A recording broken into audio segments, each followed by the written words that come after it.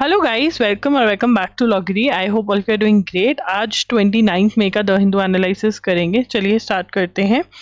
Tharoor faces flag that is criticism from his own party for remarks on NOC breach। तो जो थरूर है, शशि थरूर जो है वो डिफरेंट कंट्रीज में गए हुए हैं। मल्टी पार्टी डेलीगेशन जो 5 वो कंट्रीज में गई है, इंक्लूडिंग यूएस कवर कर रहे हैं ये।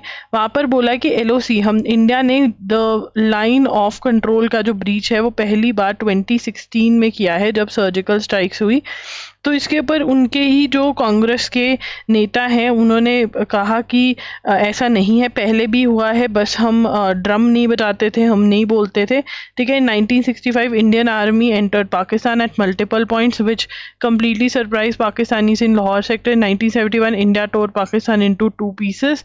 तो ये बात हो रही है, राइट। अभी हम इसमें नाम नहीं लिखेंगे, अगर ये बहुत ज़्यादा डिस्कस होता है तब लिखेंगे। Tamil Nadu based defence services staff college a training institute under ministry of defence announced on Wednesday the appointment of Professor Amidam Mathu, Dean of the School of International Studies at Jawaharlal Nehru University, to the first ever chair of excellence on India's strategic to the first ever chair. So he is going to chair the he's going to chair he's the chair of excellence in India's strategic culture. Stated that the appointment will take effect from 1st June, will engage with officers undergoing training। ये सब ठीक है। तो यहाँ पर Tamil Nadu based पहले लिख लेते हैं, फिर क्वेश्चंस बताऊंगी क्या बनेंगे इसमें से।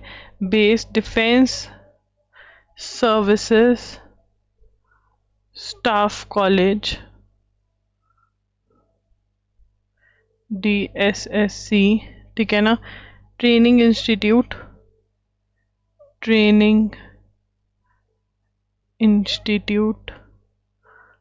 अंडर मिनिस्ट्री ऑफ डिफेंस, ठीक है। Announced on Wednesday the announced appointment of Professor Amitabh Mattu, ठीक है, who is Dean of School of International Studies at Jawaharlal Nehru University, used to be, and now he has been appointed as first ever chair of excellence on India's strategic culture, ठीक है ना। तो he is going to be the first ever chair of excellence of India strategic culture, जो engage करेंगे faculty members के साथ, officers के साथ ड्यूरिंग द ट्रेनिंग, ठीक है। कंट्रीब्यूट टू करिकुलम डेवलपमेंट की क्या पढ़ाना चाहिए क्या नहीं। Mentor research the deepest understanding of India's rich and complex strategic culture, ठीक है ना। अंडरस्टैंडिंग लिखेंगे, understanding India's rich and complex strategic culture, ठीक है। Hyderabad teenager becomes youngest Indian to finish 7 summits challenge, ठीक है। Hyderabad teenager from Hyderabad teenager मैंने यहाँ पे शायद क्वेश्चन बताना था ना, नहीं, यहाँ से क्वेश्चन क्या बन सकता है। सबसे पहले डिफेंस सर्विसेज स्टाफ कॉलेज कहाँ पर है? तमिलनाडु में है। किसके अंडर आता है? Ministry of defence. किसको chair of excellence on India strategic culture appoint किया है? ये क्या करेंगे? ये करिकुलम डिसाइड करेंगे, इंटरेक्ट करेंगे फैकल्टी के साथ जो वहाँ पे पढ़ा रहे हैं, जो पढ़ने आ रहे हैं उन सब के साथ, और फिर कल्चरल कनेक्ट बनाने की कोशिश करेंगे। विश्वनाथ कार्तिकेय पदाकांति, ठीक है जी। अब ये जो है ये क्या है? Has become the youngest Indian, second youngest person in the world to complete the legendary 7 summits. Become the youngest Indian and second youngest person in the world to complete 7 summits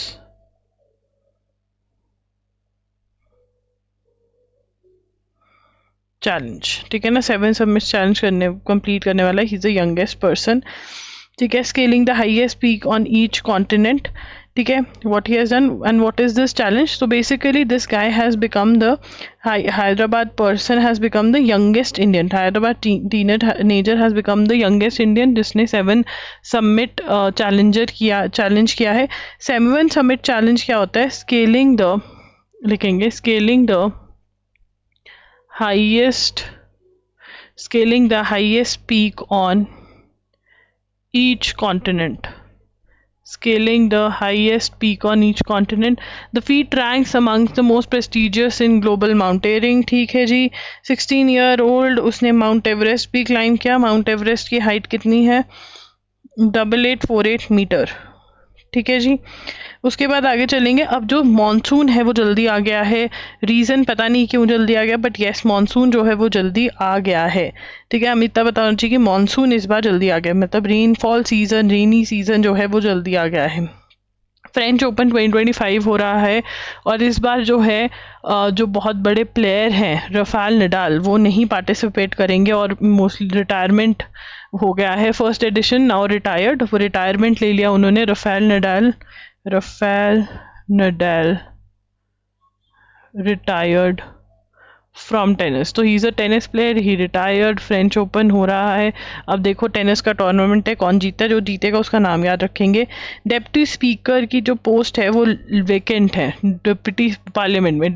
deputy speaker post is lying vacant from the last 6 years, ठीक है। Raising questions on constitutional adherence, democratic resilience. The position goes beyond ceremonial significance and it's indispensable to parliamentary democracy. ठीक है। अब यहाँ पे deputy speaker जो है वो सब्सटीट्यूट ही नहीं है स्पीकर का, और भी बहुत सारे काम करते हैं। आर्टिकल 93 जो है वो डेप्यूटी स्पीकर के बारे में बात करते हैं, ठीक है ना, कि डेप्यूटी स्पीकर होना चाहिए। 93 नॉट 98, 93, ठीक है। इसको पढ़ लेते हैं। The deputy speaker is not mayor substitute of speaker, ये नहीं कि जब स्पीकर नहीं है तब डेप्यूटी स्पीकर काम करेगा, उनका और भी काम है। He also presides over committee such as the private members bill and the house budget committee of the parliament, तो ये भी उनका एक काम है, ठीक है। Oversees crucial debates and serves as a neutral arbiter during sensitive discussion.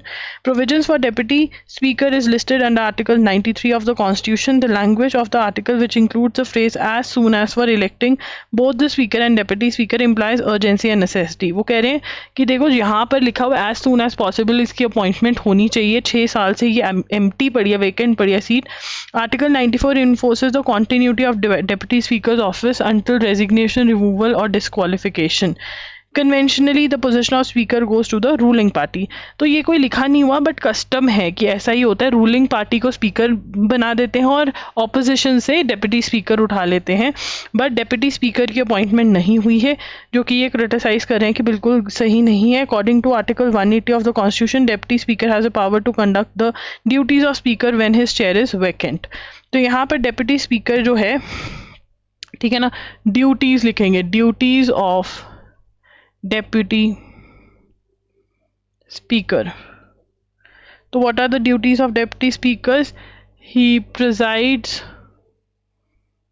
over committees such as private members bill,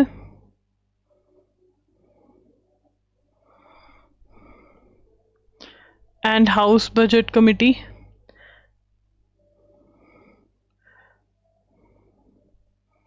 ठीक है। फिर उसके बाद जो दूसरी चीज़ है, आर्टिकल 93 जो है वो बोलते हैं lays down provision for deputy speaker, ठीक है ना। Article 94 enforces the continuity of deputy speaker, ये लिखने की जरूरत नहीं है, बस इतना ही लिखना होता है। और इसके अंदर लिखा हुआ है कि जल्द से जल्द अपॉइंटमेंट होनी चाहिए। 6 ईयर से ये जो सीट है ये वैकेंट पड़ी है, ये आपको बताना चाहिए, इसमें से क्वेश्चन आ सकता है। Reigning champion India successfully defended its title in 4x400 meter mixed relay। ठीक है ना, 4 तो अपना जो चैंपियन इंडिया चैंपियन ठीक है ना, एशियन एथलेटिक्स।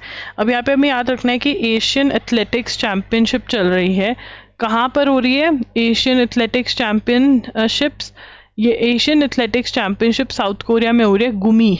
ठीक है ना, क्या हो गई? गुम गई। कौन? ठीक है, साउथ कोरिया में गुमी जगह पे ये हो रही है।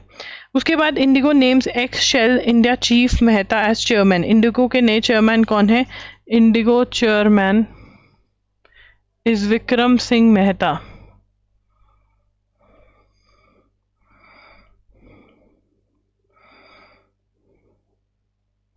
ठीक है, उसके बाद Lokpal gives clean chit to Madhabi Buch in Hindenburg case. तो what was Hindenburg case? Basically USA की एक रिसर्च वाली कंपनी है, ठीक है, ये लगा लो, उन्होंने बोला कि भैया ये वैसे शॉर्ट टर्म सेलर है, कि मतलब शेयर्स का बेचते और लेते हैं, यूएसए की कंपनी है। उन्होंने बोला कि ऐसे ऐसे जो ये हैं माधवी पुरी बुच, जो कि तब सेबी की चेयरपर्सन थी, कि इन्होंने कुछ गड़बड़ी करी हैं।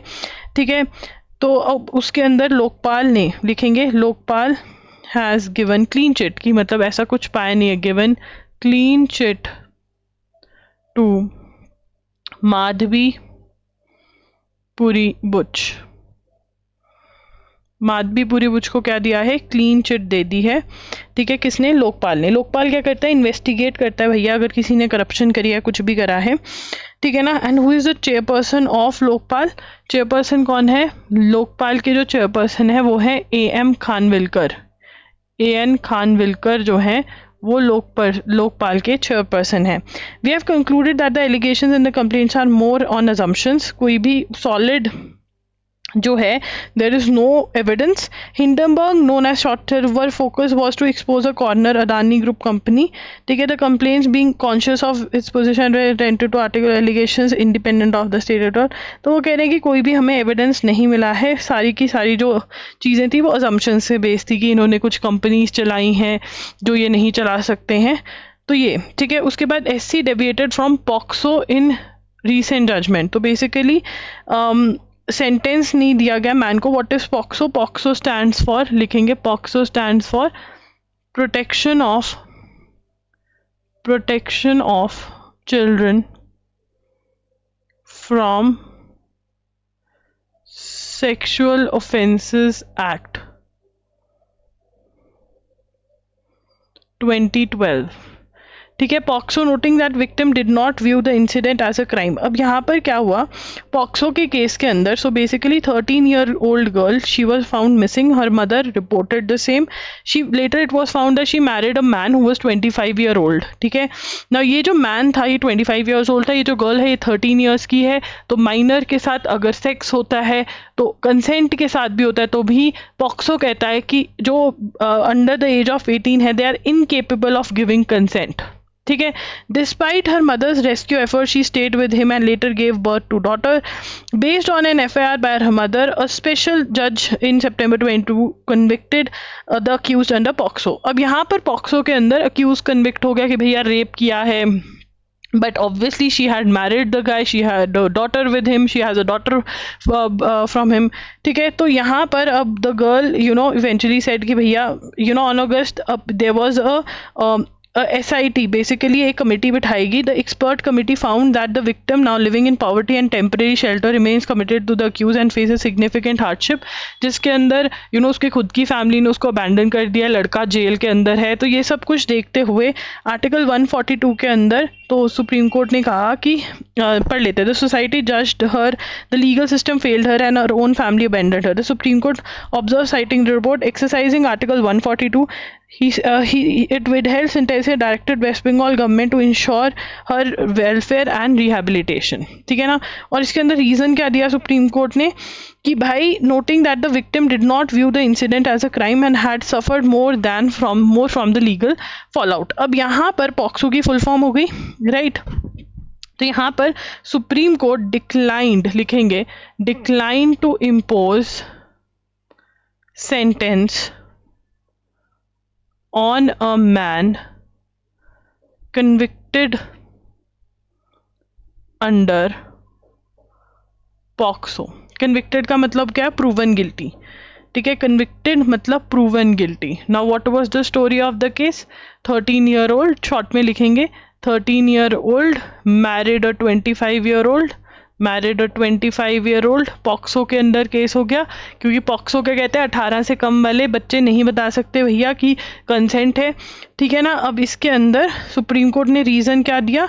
Victim did not view the incident as a crime and had suffered more from legal fall out. वो कहते हैं कि मतलब अब she has married, she has a daughter from him, दोनों की बच्ची है, तो ये कहा है, तो ये हमें पॉक्सो की फुल फॉर्म ये पता होना चाहिए। So guys that's it, thank you for watching the video. अगर आपको सेशन अच्छा लगा कमेंट्स में ज़रूर बताना, वीडियो को लाइक ज़रूर करना, चैनल को सब्सक्राइब ज़रूर करना। Bye bye.